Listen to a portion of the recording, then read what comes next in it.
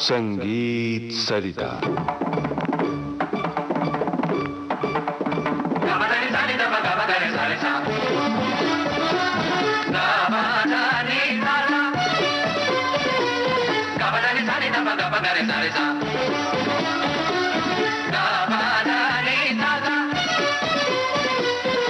सुगम संगीत और पार्श्व गायन आप सुन रहे हैं। ये श्रृंखला प्रस्तुत करता है प्रसिद्ध पार्श्व गायक श्री सुरेश वाडकर और आपसे बातचीत की है श्रीमती रेखा भीमाड़ी ने। आइए सुनते हैं इस श्रृंखला की अगली कड़ी। सुरेश जी, मेरा ख्याल है हम जिसे सुगम संगीत कहते हैं वो दरअसल इतना सुगम नहीं होता। इससे गाना जब जो गाता है वही जानता है कि इसे गाना कितना मुश्किल है। और आप इसके बारे में बताइए कि सबसे मुश्किल क्या पहलू है सुगम संगीत का? सबसे पहले तो सुर इम्पोर्टेंट है। मतलब मैं हमेशा इस बारे में इसलिए बोलूँगा कि जिस चीज़ को गाना बोलते हैं तो वो तो सुर में होना बड़ा ज़रूरी है। जी हाँ। और हर गायक को ये ख्याल रखना पड़ता है कि मेरा गाना सबसे पहले सुर में आ रहा है कि नहीं। जी। सुर के साथ साथ शब्द, आपके तलफ़ुज़, आपकी प्रोनाउंसिएशन बहुत सही हो, फिर वो किसी भी लैंग्वेज में आप गा रहे हो। जी। मराठी हो, हिंदी हो, उर्दू हो, पंजाबी हो, बंगाली हो, तो ये साथ साथ चीज़ें सुर और शब्द गाने में इम्पोर्टेंट बहुत है।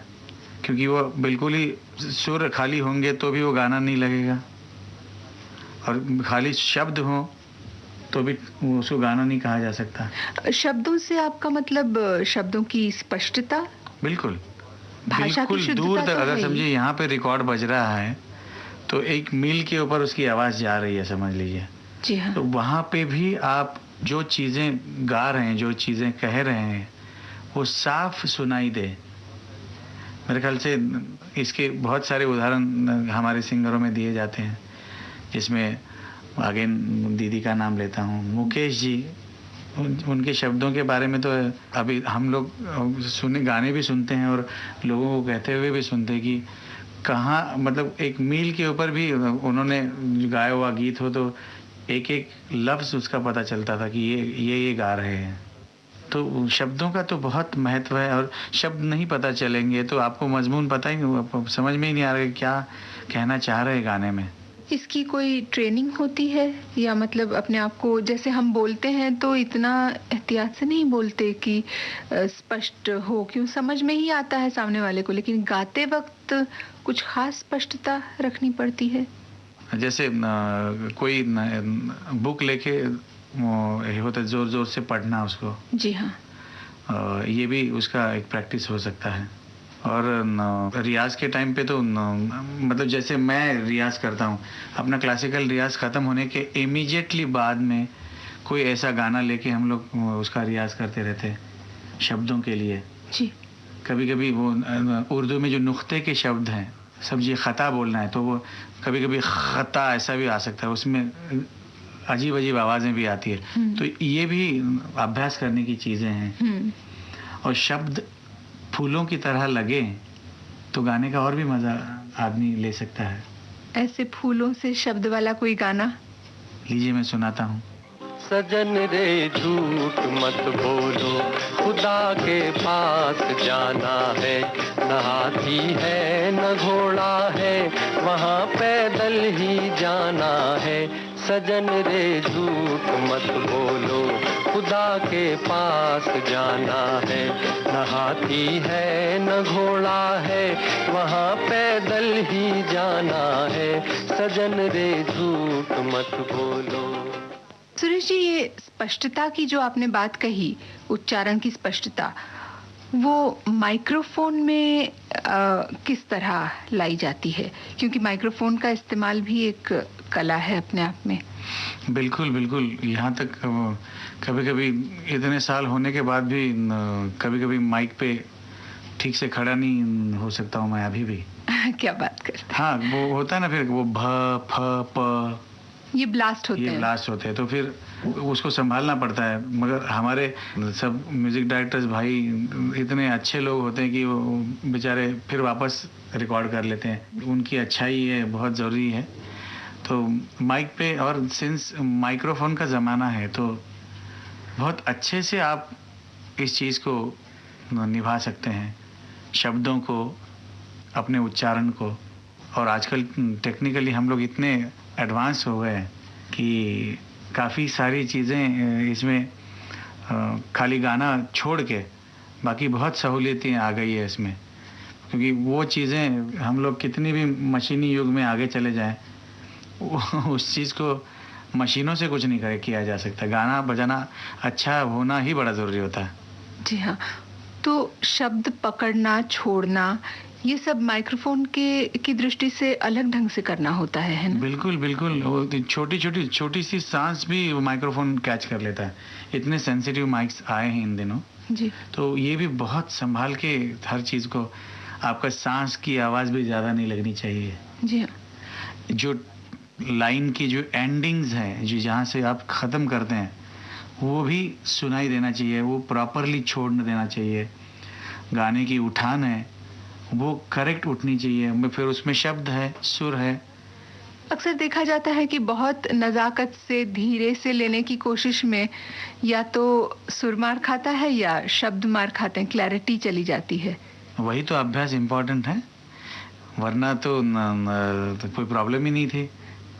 बहुत इम्पोर्टेंट होता है सुर, गाने की उठान और गाने को छोड़ना। मतलब उठान का मतलब है पहला शब्द। हाँ, जो आपने शुरू करना है गाना, तो वो पहला वर्ड फिर वो क्लियर आना चाहिए, उसमें हार्शनेस नहीं आनी चाहिए, सुर में होना चाहिए, और शब्द भी करेक्ट आना चाहिए। इतनी चीज़ें संभालनी पड़ती है। उसके बाद आप लोग 2 मिनट में बोल देते कि गाना ठीक नहीं हुआ है और गाना अच्छा हुआ है। और सांस का नियंत्रण कैसे होता है माइक्रोफोन में? सांस का नियंत्रण बहुत ज़रूरी होता है इसमें। और मेरे तो दैवत है, जिसको हम लोग मराठी में दैवत बोलते हैं। मतलब? जैसे लता भाई, मतलब भगवान मेरे जी, गाने बजाने वाले भगवान हमारे जी, लता जी हैं, हमारे फड़के साहब है, सुधीर फड़के जी। जी हाँ। रफ़ी साहब है, किशोर दा, हाँ। मन्ना दा हैं, आशा जी हैं। इनके हर एक के गाने में इतनी ज़बरदस्त विशेषताएं हैं कि उन चीज़ों को हम लोगों ने रोज़ सुनना चाहिए और इन चीज़ों को फॉलो करना चाहिए। ये मेरा अपना ज़ाती मत है। और जिसको बोलते हैं ना, वो बड़ी दीदी तो पता नहीं वो सांस लेती भी है कि नहीं इन बिटवीन द सॉन्ग्स, मुझे कभी कभी समझ ही नहीं आता। जी हाँ। वो कहाँ सांस लेती है समझ में, उनको पता नहीं, वो इतना रच गया है वो कि उनको खुद को भी मालूम नहीं होता होगा कि उन्होंने कहाँ सांस ली है। जी हाँ। ऐसा इतनी लंबी सांस तो मैंने आज तक सुनी ही नहीं है। तो उनकी लंबी सांस वाला एक मुझे गाना सुना दीजिए, श्रोताओं को सुना दीजिए। हाँ जी, मुझे एक गाना याद आ रहा है, मैं आपको सुनवाता हूँ।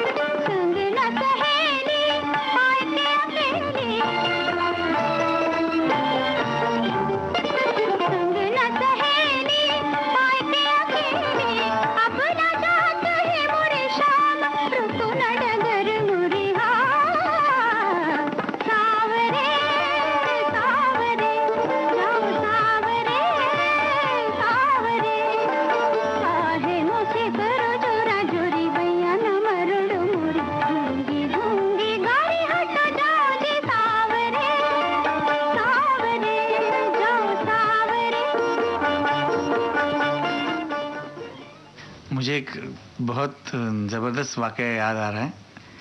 शापित एक मराठी में फ़िल्म बन रही थी जिसका गाना हमारे श्री सुधीर फड़के जी रिकॉर्ड कर रहे थे। मैं ख़ुद को बहुत नसीब वाला समझता हूँ कि फड़के साहब का गाना मुझे गाने का चांस मिला, जो खुशकिस्मती से मुझे हमारी आशा ताई जी से के साथ गाने का मौका मिला। तो उस गाने में एक अंतरा था जो इतना ज़बरदस्त, बीच बीच में बिल्कुल सांस नहीं होती थी। हाँ जी।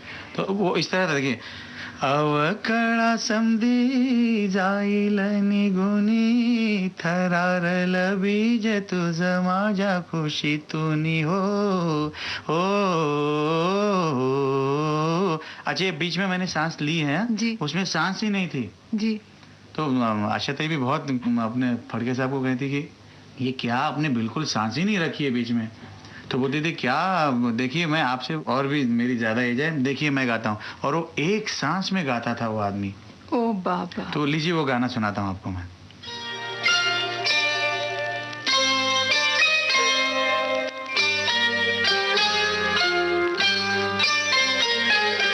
तुझ्या माझ्या संसाराला आणि काय हवं,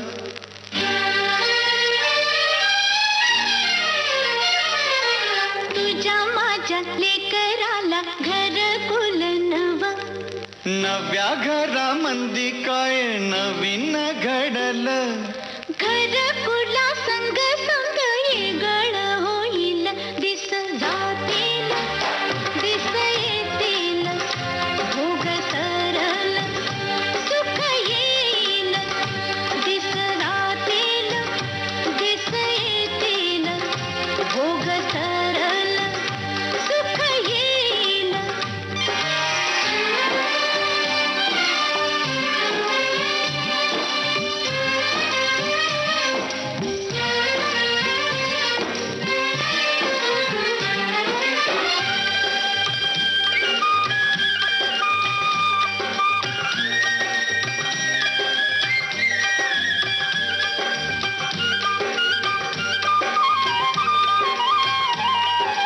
अवकळा समधी जाईल निघुनी, थरारल बीज तुझ माझ्या खुशीतुनी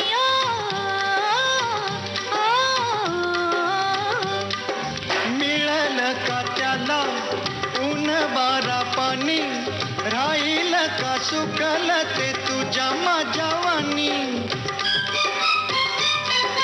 रोप फुलच पर होईल येगळ, रोप फुलच पर होईल येगळ, दैवा संग झुंजायच देऊ त्याला फळ, दिस जातील दिस येतील, भोग सरल सुख येईल, दिस जातील दिस येतील, भोग सरल सुख येईल।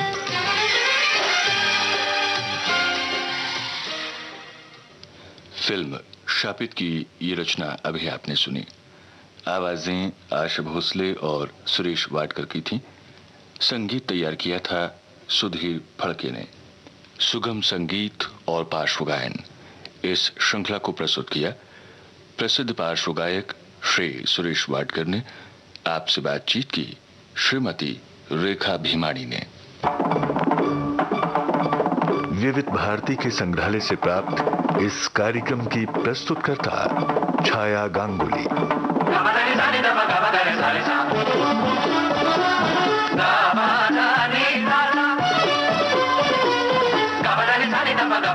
Sa